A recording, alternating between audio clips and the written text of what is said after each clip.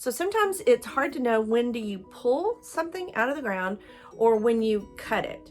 So I'm going to show you the scientific reasons of why I do what I do, what happens under the soil. Let's go to the drafting table, and then we're going to go outside and I'm going to show you what's going on above the ground. Okay? So here is everything above the ground. Here's the plant above the ground. Whether it's a weed, whether it's a perennial, whether it's an annual, anything like that, you've got, you know, your flowers or bushes or whatever, and you have these roots growing down below. Well, if it's a weed, a true weed is going to have a really long taproot, and if you try to pull that weed, you're probably going to hurt yourself. You know what I'm talking about if you've ever experienced that. But it has a really long taproot, and then it's going to also send out these little fibrous hairs all along here, and then they're going to kind of do that. They're out searching for nutrients and they're searching for water. If it's an anaerobic soil, then it just has a high population of bacteria in there and not a lot of other little microorganisms. Mother Nature's going to send in a true pioneering species. So if we cut that off at the base, we don't pull it out of the ground, we're just going to cut it off at the base, all of this organic material is going to just decompose in place. And what's going to be left there, if I can do this with, I didn't bring a, yeah, okay. What's going to be left there is a pocket or a hallway, a passageway of air. And that's what we want. We want it to become more aerated. And so instead of when that root dies and goes away, it's going to have a passageway there. And then you're also going to have organisms come in. They're going to create hallways and passageways. Say an earthworm comes through there.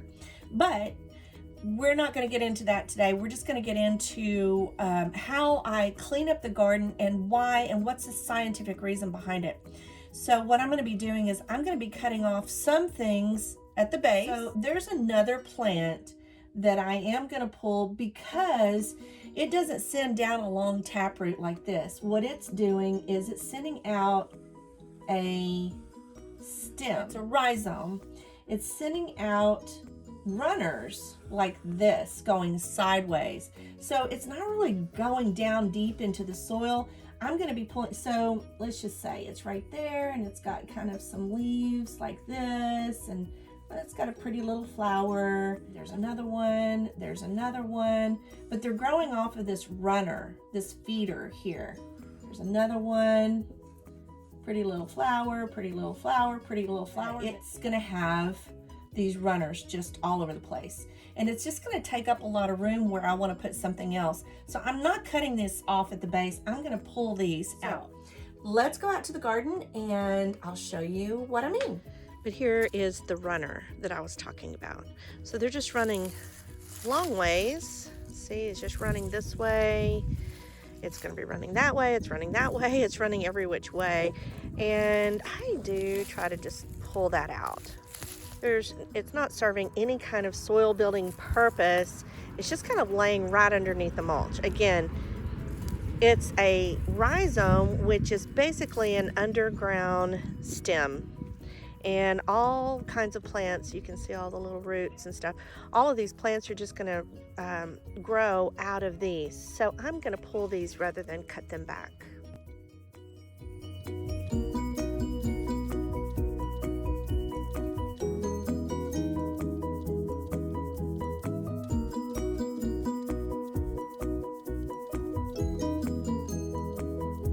Okay, this plant right here is Salvia, and I do not want to pull that out of the ground because it brings in it's just so beautiful, and it brings in so many pollinators.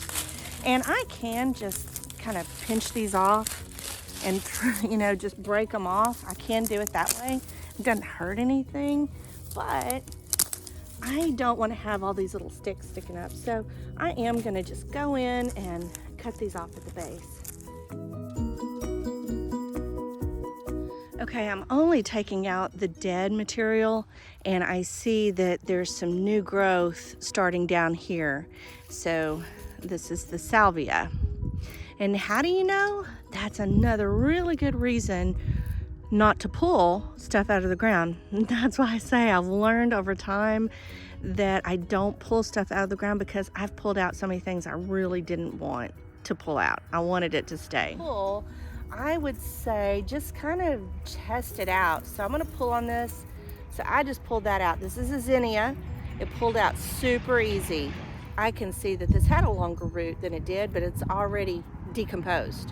So that's a good way to tell if you should pull or cut. Now here is one I'm sure you would be wondering about, and that's the dandelion, the dreaded dandelion.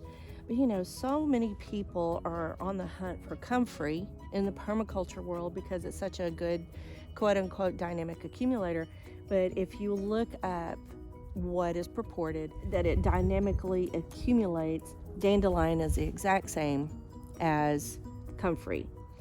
And it's just a lot more plentiful. I don't have to go searching for it. It's just fine. So this would be one, if I were going to cut this out, which I guess I will, I would not really pull this but I'm going to do it just for you, just to show you. This has a really long taproot. Oh, see, it's really hard to pull. It's a really long taproot, and I can see I didn't get it all.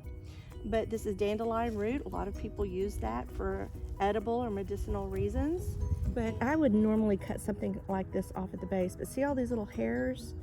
If I had not have pulled that up, if I had just cut that off at the base, then this would have just decomposed in place, adding organic material, creating hallways and passageways, and creating aeration. And so yeah, you can see where all these little hair roots broke off.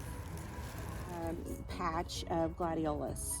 So let's see if these did what the other ones did. Yeah, so they just kind of rotted at the base, and they were just really easy to pull out. But if they were hard to pull out, I would not yank on these, because I don't want to pull up the bulbs and then have to replant them.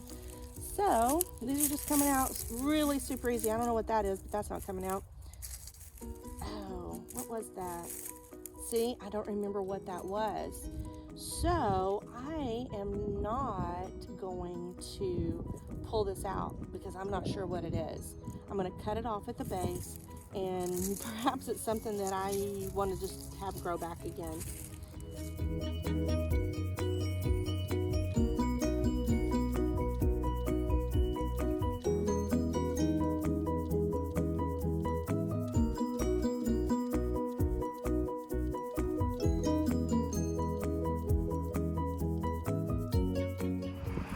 Okay, so here's where all the Snapdragons were, and I cut out the dead material, and I would not have seen this if I would have just pulled it out of the ground. I did see this one long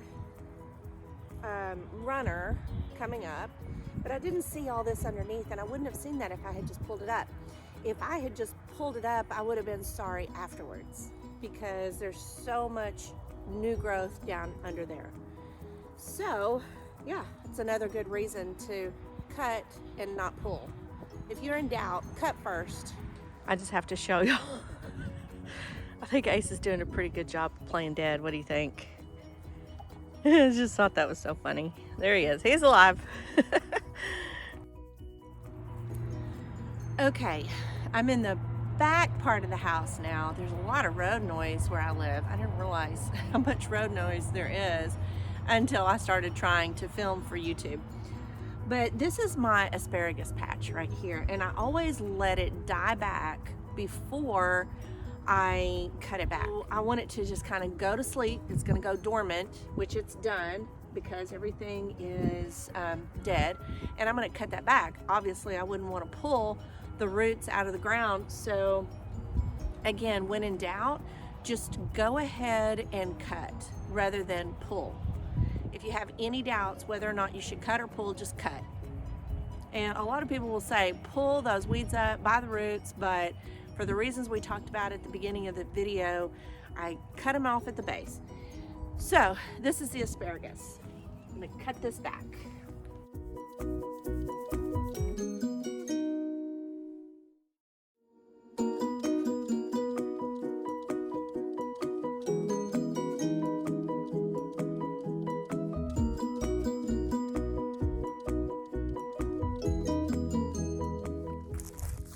Okay, I'm gonna have to be really careful in here. But here is where I had some basil growing. And what I want to do, and it looks like most of the seeds have fallen off, I leave the basil plant in place so that the seeds can just fall. But I'm going to cut this off at the base unless it's rotted at the base, and then I'm just going to pull it out. So this is not rotted at the base, so I'm going to cut this off for the reason we said at the beginning of the video, instead of pulling it out, so that all those roots can decompose, even though this is just an annual. So I'm just going to cut this off at the base.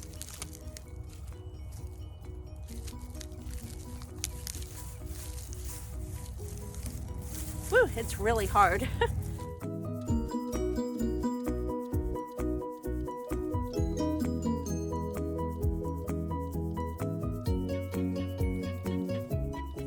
I really probably needed the loppers for that because that was really thick.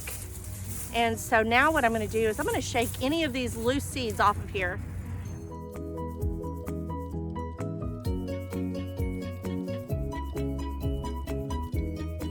And this is some vetch. And vetch is a nitrogen fixer. So I'm going to make sure that I don't pull it out.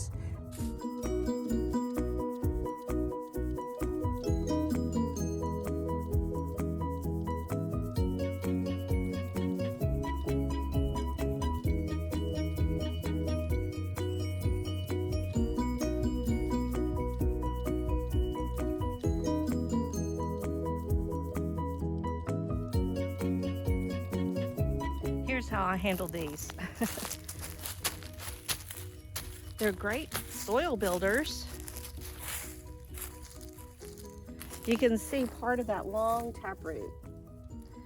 So I could cut that off at the base, but because of the way they feel, I am, see, I was holding it with my glove. Those are very prickly.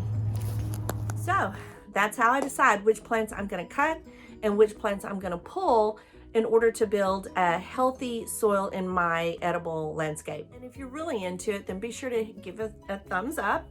And don't forget to subscribe down here. Or is it down here? I'm not sure. And there's a little bell down there that if you hit that little bell, it will alert you when a new video goes up. That'll do it for this video. Until next time, bye for now.